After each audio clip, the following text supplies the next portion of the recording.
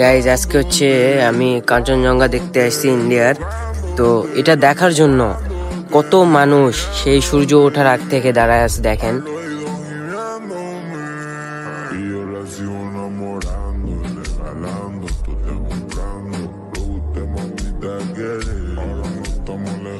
তো সামান্য কাঞ্চনজঙ্ঘা দেখার জন্য আমরাও চলে আসছি, সবাই চলে আসছে। এটাও অনেক ইন্টারেস্টিং একটা জিনিস। সো ভাগ্য ভালো হলে দেখতে পাবো। আকাশে যত মেঘ মেবি দেখা যাবে না, বাট আল্লাহ যদি ভাগ্যে রেখে দেখা যাবে ইনশাল্লাহ।